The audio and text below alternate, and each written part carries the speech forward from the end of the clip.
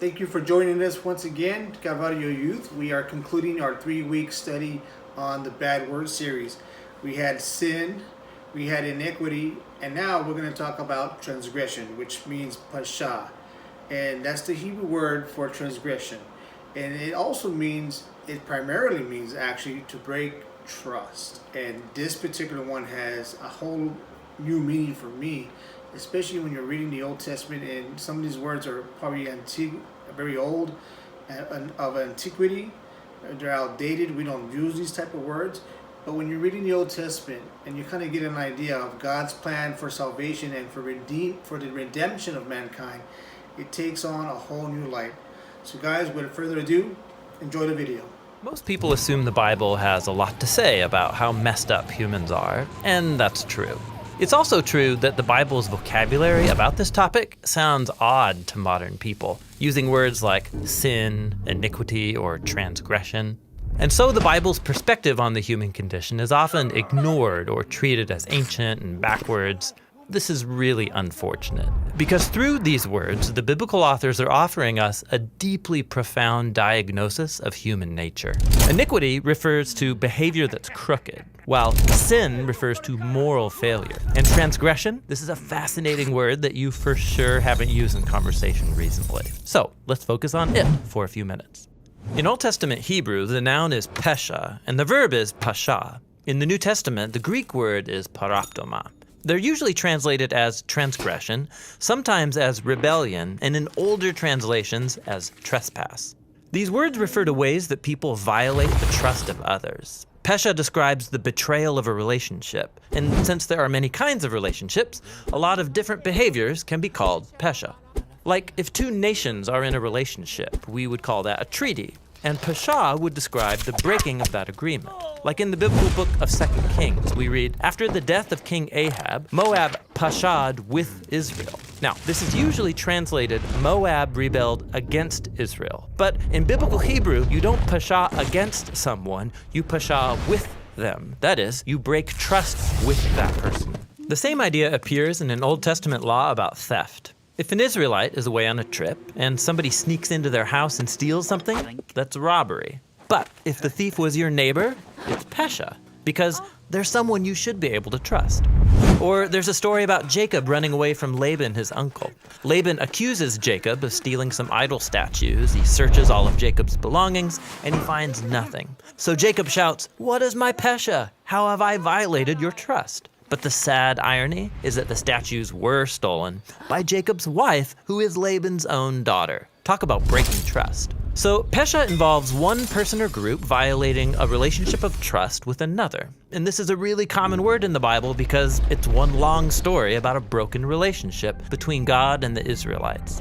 At Mount Sinai, they agreed to worship only their God and to care for the poor among them, but they didn't. And so God raised up prophets to confront them. Like Micah, who said, "I'm full of power, with the Spirit of the Lord and with justice and courage, so I can declare to Jacob his pesha." Or the prophet Amos, he accused the Israelites of pesha, specifically for idolatry and selling the poor for a pair of sandals. He also accused other nations, like Tyre, who profited from capturing whole towns and then selling them into slavery. Or the Ammonites for murdering the innocent to enlarge their borders. For Amos, these are all acts of pesha. They violate the universal trust that exists between all humans who are made in the image of God. He watched these leaders ignore or justify the mistreatment of humans in the name of national security or a strong economy. But for Amos, it was a betrayal of humanity. And it makes perfect sense why these prophets associate pesha with words like treachery or falsehood. In the Greek New Testament, the Apostle Paul develops this portrait of humans as trust breakers, using the word paraptoma. He recalls the story in Genesis about Adam, that means humanity in Hebrew. And in that story, humanity breaks trust with God and seizes authority to discern good and evil on their own terms. Paul calls this the paraptoma of Adam, humanity's violation of trust with God and with each other. And it leads to a complicated web of betrayed and broken relationships leading towards violence and death. But for Paul, that is not the last word. He says, if death came to all by the paraptoma of a human, how much more will God's gracious gift overflow to many by means of a human, Jesus the Messiah. Instead of letting humanity destroy itself in treachery, God raised up a human who would allow our Pesha to do its worst to him. Here Paul is drawing on the prophet Isaiah's portrait of the suffering servant, the one who would commit no violence or have any treachery on his lips, yet he would be counted among those who Pesha, bearing their failures and interceding on their behalf. And this is the surprising story of the Bible, that God's response to humanity's Pesha and Paraptoma was to be trustworthy on our behalf. The apostles claim that in Jesus, God took responsibility for our betrayal so that he could open up a new future and a new way to be human, the way of faithfulness, trustworthiness, and integrity. That's the kind of human that Jesus was and is, and it's the kind of humans he wants to create as he faithfully guides our world into the new creation.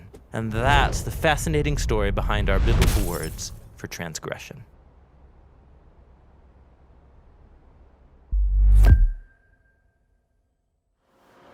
Well, guys, I hope that video was a huge blessing for you as it was for me.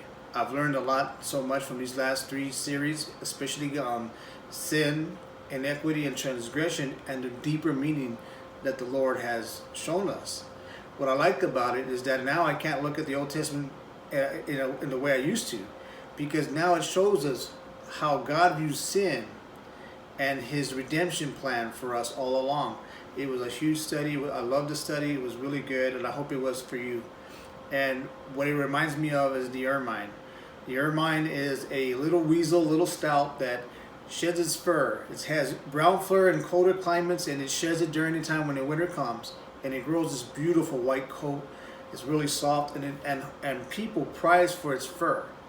Well, the hunters had figured out a way to capture this ermine, and they would go to his burrow and put all kinds of grime, slime, mud, whatever. And when they're hunting, the dogs will be chasing this animal. And this animal is going straight to his burrow, to his home. He sees it coated with this slime and grime, and knowing that he will get dirty. The ermine, this animal, would rather go and face the dogs and die than to soil his garment, to soil his coat, his fur coat. What are you and I doing to avoid sin so that we are not stained with sin, with iniquity, or transgression? How are we doing in that walk? How are we doing in our walk? How are we doing to avoid such matters? You see, Jesus said in Matthew that if your right hand causes you to sin or stumble, chop it off and throw it away. It's better to go to heaven with one hand than have your whole body with both hands thrown into hell. But what if your eye causes you to sin, your right eye? He says to pluck it out, chuck it away. And rather than you go to heaven with one eye, than to be thrown in hell with both eyes. And what is he saying? He's not saying literally to chop off your hand and chop off your eye, or take out your eye, because you can still sin with your left. So it doesn't matter. But what he is saying is do whatever it takes to avoid such behavior, such sinful patterns in our lives, so that we can walk in fellowship with Jesus Christ. But keep in mind, Jesus paid the price for us, and if we believe and place our trust in Jesus Christ, we are saved. However, we constantly break fellowship with him by our sin, by our iniquity, by our transgression. We constantly do that. And I like the word transgression. Why? Because we break our trust with Jesus Christ. And I believe transgression is a better word, because we transgress against the Lord. We actually not just transgress against the Lord, but regress backwards. We go backwards. We don't learn. We don't grow. So guys, do what you got to do. Stay in the Word. Keep yourself pure from sin, iniquity, and transgression. Don't break trust with the Lord. Please don't do that. But whatever you do, be like the ermine and avoid those places, those websites, those people, those things that are causing us to soil us. So guys, have a blessed week. We'll see you guys next week, and have a safe week this week.